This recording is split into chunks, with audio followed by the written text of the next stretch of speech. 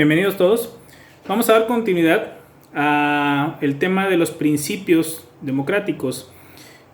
Vimos ya el principio de mayoría, que es precisamente el que sirve para esa toma de decisiones o el mecanismo para la toma de decisiones, y vamos a continuar con el principio de deliberación.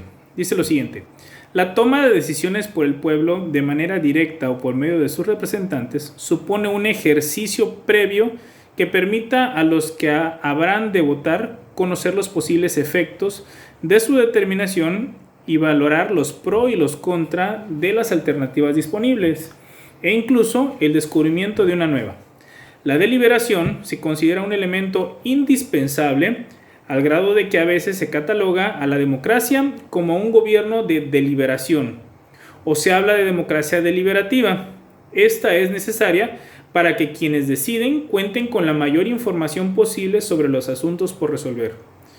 Nota: el debate, la discusión y el correspondiente análisis de los diferentes cursos que pueden adoptarse son un requisito indispensable de las decisiones democráticas. Bueno, cuando vimos los valores de la democracia, hablamos de el pluralismo, que permitía que dentro de una democracia puedan existir, y obviamente decíamos que era hijo de la tolerancia y de la libertad, que en una democracia puedan existir diferentes formas de pensamiento, pero la clave es que tú puedes pensar distinto a otros, pero lo importante es que exista un mecanismo en que tú puedas expresarlo y que ese mismo mecanismo le permita a otra u otras personas expresar su forma de pensar, para que entre todos, en el momento que estamos otorgando o brindando nuestra forma de pensar, se lleguen a un punto de, más que un punto de encuentro, un punto de convergencia, que sea la parte en la que todos seguramente tendrán que ceder algo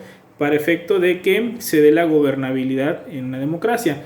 Entonces, el principio de deliberación es precisamente aquel que consiste en este mecanismo que permite en una democracia a que antes de que se tome una decisión, ¿sí?, y que obviamente esa decisión pueda ser tomada por el pueblo de forma directa, ya explicamos que hay algunos mecanismos de la democracia directa, o en su caso por nuestros legisladores, que son nuestros representantes para la toma de decisiones, o nuestros gobernantes, tienen que exponerse las ideas, los alcances de cada una de las ideas o de las propuestas que puedan resolver uno u otro asunto, de tal suerte que lo que para uno o un grupo o un sector puede ser bueno, para otro sector no lo sea tanto, y para otro sector puede ser incluso malo. De tal suerte que cada grupo expondrá su forma de pensar, su ideología, pero también los alcances de la posible solución que ellos plantean para un caso concreto. Y en el momento en que las otras partes escuchan a cada uno de los demás, pues también vendrá esa reflexión de si lo que tú estás diciendo es correcto o es modificable, o incluso puedes llegar a pensar que la postura del otro puede ser mejor a la tuya.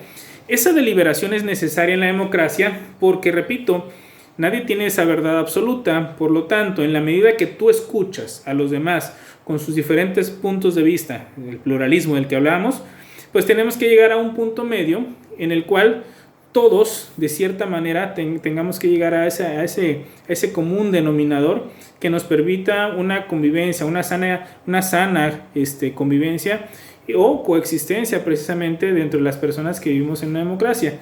Por eso habla aquí de que es importante conocer los posibles efectos de la determinación que se va a tomar, pues obviamente sustentado en lo que piensa cada grupo, cada sector, cada persona. Entonces la deliberación es algo importante. Deliberar es precisamente eso, ¿no?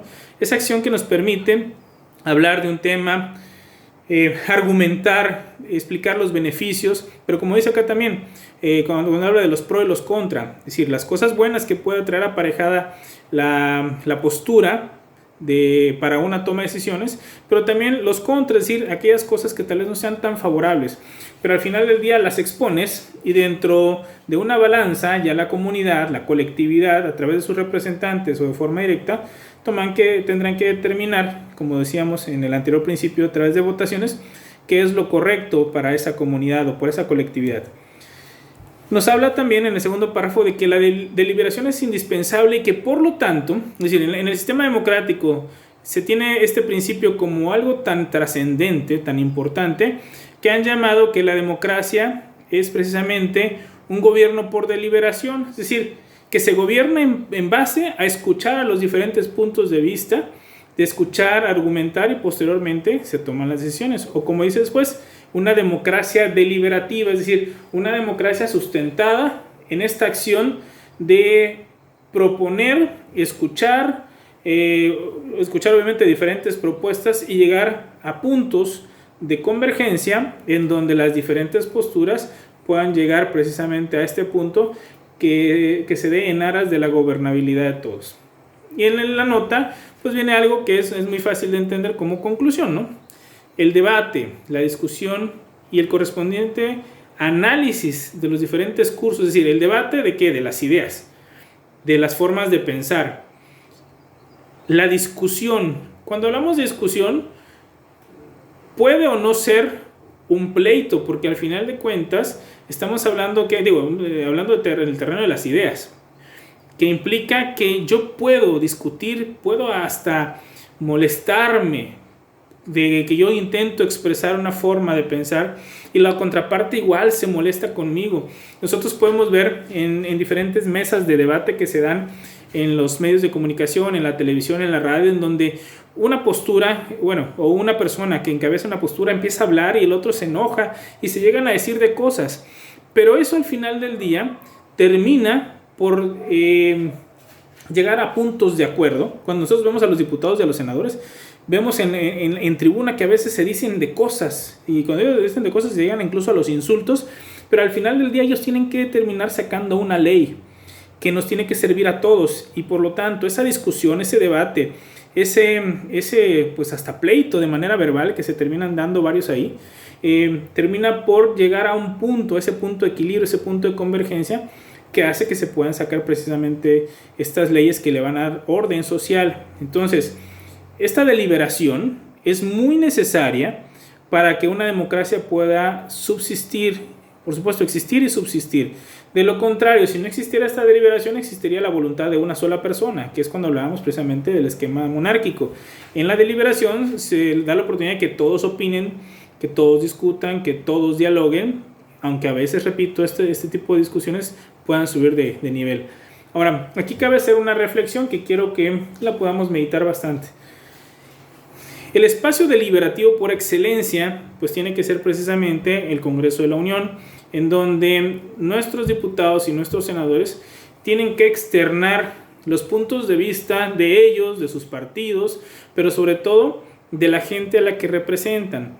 Un diputado que vive en la zona sur o que es representante de la zona sur del país tiene una visión distinta al diputado que tiene la zona norte. ¿Por qué? Porque son diferentes sectores poblacionales, diferentes las necesidades del norte y del sur del país. Por lo tanto, aunque puedan ser del mismo partido político, debe expresarse por parte de estos diputados algo distinto, porque el sentir de la gente que está en la frontera sur es distinto al sentir de la gente que está en la frontera norte.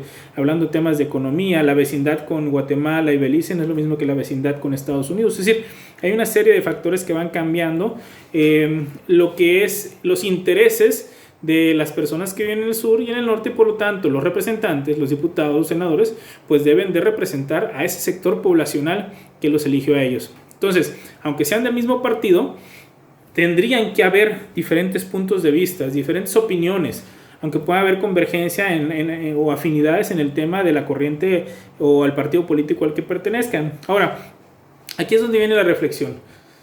Cuando nosotros prendemos el canal del Congreso, vemos generalmente a un diputado, o en su caso a los senadores, discutiendo algún tema, exponiendo algún tema, debatiendo, a veces, como les dije, hasta llegan al grado de las agresiones o las ofensas verbales, pero nosotros tenemos que ver que desafortunadamente las democracias en el mundo, cuando hablamos de democracias en donde existen partidos políticos, el partido político termina por mandar en muchas ocasiones, casi siempre, en el pensamiento y en la línea en que va a ser el debate por parte de todos sus diputados o senadores que pertenezcan a este partido político. De tal suerte que si escuchamos a 1 o a 2 o a 10 o a 15 diputados de un partido o senadores de un mismo partido, se termina escuchando prácticamente lo mismo.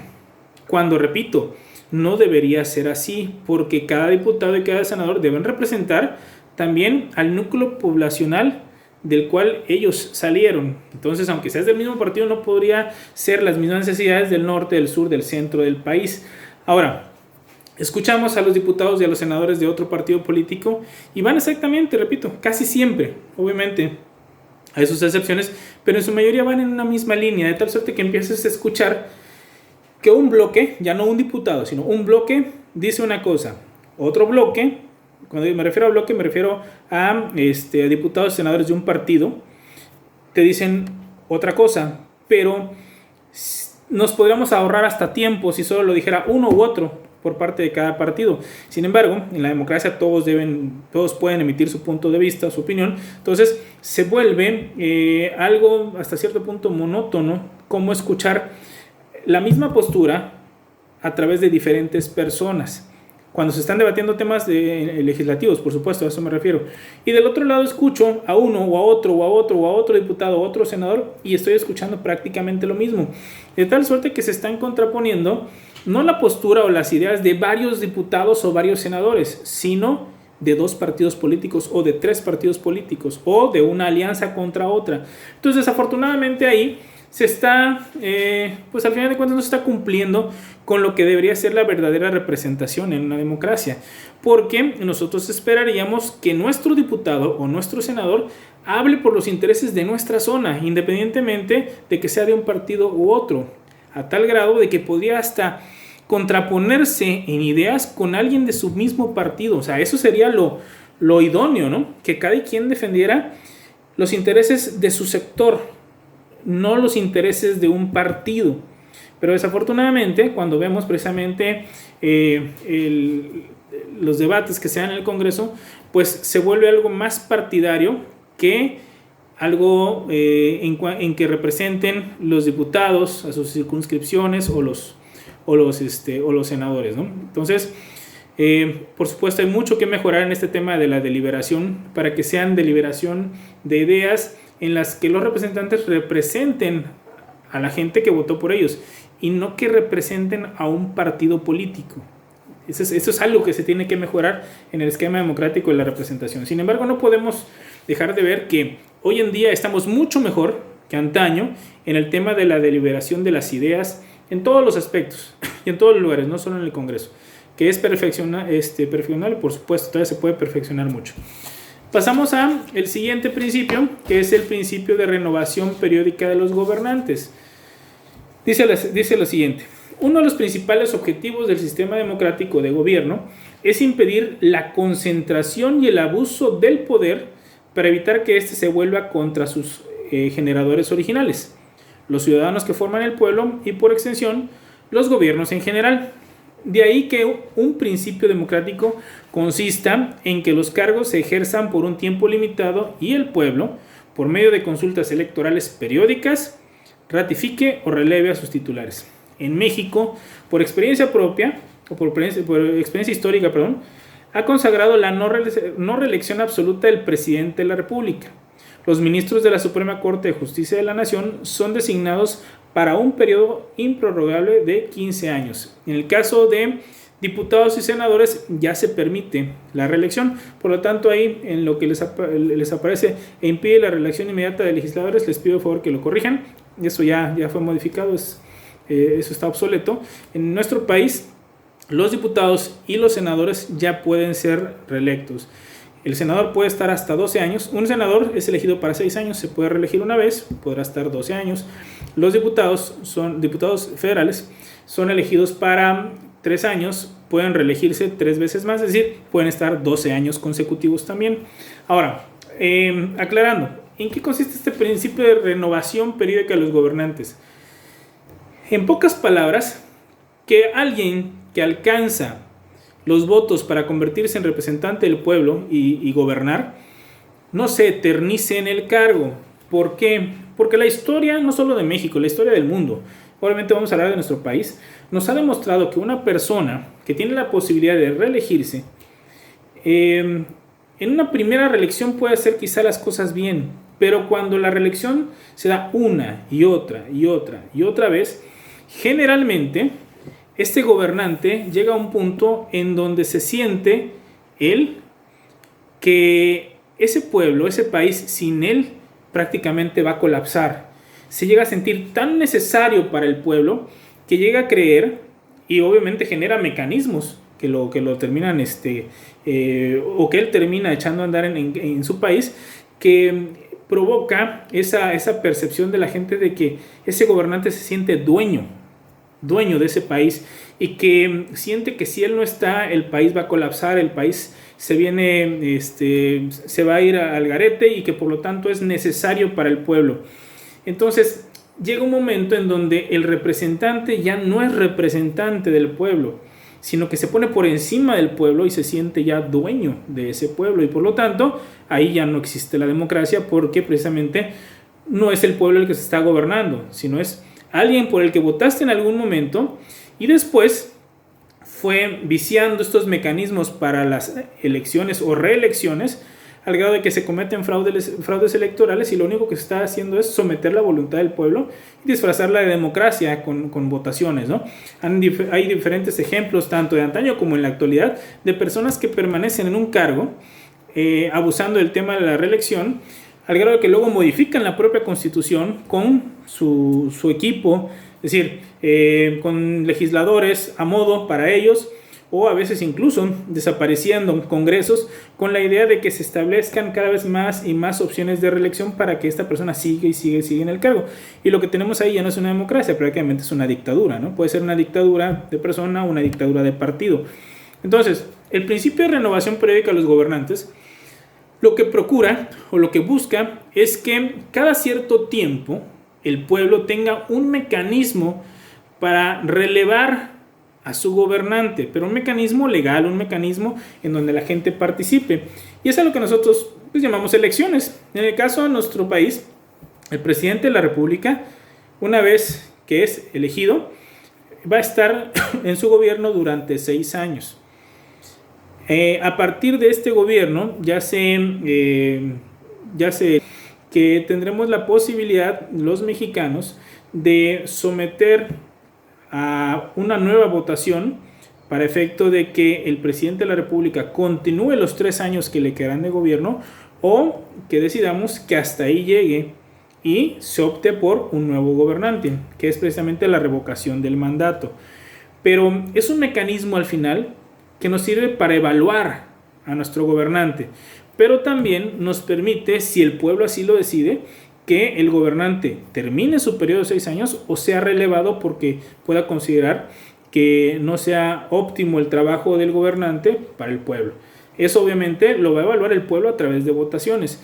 Pero independientemente de la revocación del mandato, que repito, eso será algo nuevo que tendremos en nuestro país, anteriormente la forma natural en que tú podías decir ya no estoy de acuerdo con este gobernante o con el partido al que representa, era cada 6 años o cada 3 años que venían las elecciones, tú tenías la oportunidad de votar por el partido al que representaba, o por otro partido más, o por la persona de otro partido, con la idea precisamente de renovar, de refrescar las ideas que estaban gobernando, porque a fin de cuentas esas ideas se materializaban en la ejecución de las políticas públicas de un gobierno, o de esas ideas que eran plasmadas en la legislación de nuestro país. Entonces, el principio de renovación periódica permite precisamente que nosotros cada cierto tiempo, que pueden ser 3 años, 6 años, renovemos o refresquemos, si lo queremos ver así, las ideas que se van a echar a andar para que gobiernen un país. Ahora, aquí nos menciona de nuestra historia y nos dice en el segundo párrafo, en el último párrafo: en México, por experiencia histórica, ha consagrado la no reelección absoluta del presidente. ¿Por qué? Porque tuvimos 2 ejemplos, ¿no? Uno fue Antonio López de Santana, que fue presidente 11 ocasiones. La figura de Santana es una figura, pues, en nuestra historia muy criticada, derivado de que tomó diferentes posturas políticas, apareció a conveniencia con diferentes grupos, pero lo cierto es que 11 veces, fuera un grupo u otro, al final del día se le traía nuevamente para ser presidente. Y pues dentro del ejercicio de estos periodos de tiempo que él estuvo como presidente, México, entre otras cosas, perdió más de la mitad de su territorio y otras cosas más, pero obviamente esta es quizá la más emblemática de los, de los errores, del mal gobierno, si lo queremos llamar así, de esos resultados o de esos malos resultados que dieron precisamente los periodos en que gobernó Santa Anna.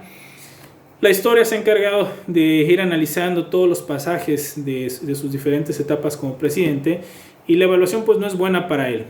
¿Qué implica eso? Que una persona que se repite tanto en el cargo pues no fue idónea para nuestro país, y el siguiente personaje que ocupa bastante tiempo y que viene en estos periodos de reelección precisamente es Porfirio Díaz. Sabemos que Porfirio Díaz fue en su momento héroe de guerra, ¿no?, contra los franceses. En la batalla del 5 de mayo estuvo presente, alcanza o logra la presidencia de la República, comienza bien, incluso al principio no se reelige. Él le apostaba precisamente a la no reelección, pero se vuelve a través de otra persona pues el titiritero, ¿no? Es decir, quien manejaba precisamente el gobierno de este país, y después ya abiertamente él permanece en el cargo ya como presidente de la República, si mal no recuerdo son cerca de 29 años. ¿Qué termina por pasar en nuestro país? Pues se da el inicio de la Revolución Mexicana. ¿A qué nos lleva esto? Que en la historia de México el tema de las reelecciones pues no nos han dado buenos resultados. Por lo tanto, el legislador de 1917 tomó la decisión de que en este país un presidente, una vez que gana y termina su periodo, no pueda reelegirse, que hasta ahí llegue. ¿Por qué? Porque si volteamos hacia atrás, parece que no conviene que un mexicano esté más de una ocasión ocupando el cargo de presidente. Repito, los resultados de las personas que lo estuvieron más de una vez, pues no fueron buenas. Entonces, derivado de eso, se toma esa determinación en la Constitución. Anteriormente tampoco se podían reelegir los legisladores. Hoy en día ya se permite. Tampoco se podían reelegir los presidentes municipales. Hoy ya se permite también esa reelección.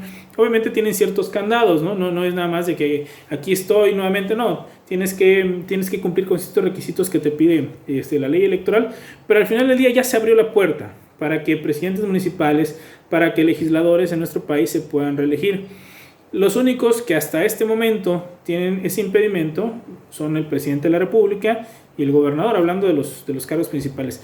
Y en el caso de la Suprema Corte de Justicia de la Nación, como dice aquí en la parte final, un ministro de esa institución, de la Suprema Corte de Justicia de la Nación, puede estar hasta 15 años en el cargo, pero una vez que termine ese periodo, también ya tendrá que venir otra persona. Entonces, ¿qué es lo que se ha buscado? Que en nuestro país no tengamos funcionarios, no tengamos representantes que se eternicen en los cargos, derivado de lo que la historia de nuestro propio país nos ha dejado como consecuencia, como análisis, como resultado, como decíamos, ¿no? No fue bueno para nuestro país la reelección de gobernantes. No significa que nosotros como país no podamos madurar y que podamos tener mejores políticos que en su momento, si se da la oportunidad de reelección, hagan bien las cosas. Obviamente eso el mismo pueblo, a través de sus representantes, o el mismo pueblo de manera directa, irá pulsando. ¿Cuándo tendremos esa madurez o si no la tendremos? Países como Estados Unidos permiten una sola reelección. Es decir, en Estados Unidos el presidente se elige por 4 años y ese presidente puede contender nuevamente y podrá reelegirse una sola ocasión. Por lo tanto, el presidente puede estar hasta 8 años, no más. Es decir, ellos consideran que sí se permite o que sí es correcta o buena la reelección, porque entienden que si ellos tienen un buen presidente, 4 años para un gobierno puede ser poco. Entonces dicen, bueno, si es buen presidente, que nos gobierne otros 4 años más. Pero hasta ahí, por muy buen presidente que sea, si el pueblo norteamericano a través de sus representantes pensó, una ocasión más, tal vez ya va a caer nuestro gobernante en vicios o se empiece precisamente a sentir dueño del pueblo y ya no nos conviene. Entonces, una sola reelección. México, hasta ahorita, a través de nuestros legisladores, considera que no estamos aptos para eso. Por lo tanto, solamente te eliges una vez y hasta ahí llegamos. Entonces, el tema de la renovación periódica de los gobernantes es algo controversial porque dependiendo de cada pueblo, dependiendo de su historia, dependiendo de la madurez del mismo pueblo, es que se toman las decisiones si permites o no la reelección. Repito, México ya dio pasos hacia adelante hace relativamente poco, permitiendo ya que en algunos cargos de elección popular se dé la reelección, pero en otros definitivamente todavía no, por ese miedo histórico que se tiene precisamente a los gobernantes que estuvieron más de una ocasión, y obviamente fueron por mucho más de una sola ocasión que les comenté, y que terminaron causándole gran daño a lo que es nuestro país y a la convivencia social. Entonces, ese es el principio de revocación periódica de los gobernantes. Mañana o en la siguiente elección continuaremos con el principio de división de poderes. Aquí nada más quiero que recuerden algo que les comenté cuando estábamos en sociología. En la Constitución se habla de que el poder es uno, el poder soberano es uno y radica en el pueblo. Sin embargo, también nos han hablado, desde que estamos en la primaria, de tres poderes: el legislativo, el ejecutivo y el judicial. Entonces, lo que vamos a hacer es profundizar un poquito en este tema de el poder soberano es uno, que radica en el pueblo, pero también que nos dicen que hay otros tres poderes: el ejecutivo, el legislativo y el judicial. Es decir, esta teoría de la división de poderes, obviamente el principio de división de poderes, lo analizaremos en la siguiente lección. Cualquier duda que vayan teniendo, ya saben, me lo pueden ir colgando en lo que es el chat. Los trabajos, igual les sugiero que una vez que manden su trabajo, verifiquen, hagan una segunda revisión de que el trabajo haya sido enviado, que el trabajo aparezca como enviado y que esté cargado el archivo que ustedes mandaron, para que no tengan ningún error o para que no pueda haber ninguna omisión o algún error de plataforma, no lo sé, lo que pudiera pasar, y que obviamente ese trabajo fuera considerado con un 0 derivado de que no haya sido enviado de la forma correcta. Estamos para servirles, que tengan muy buen día.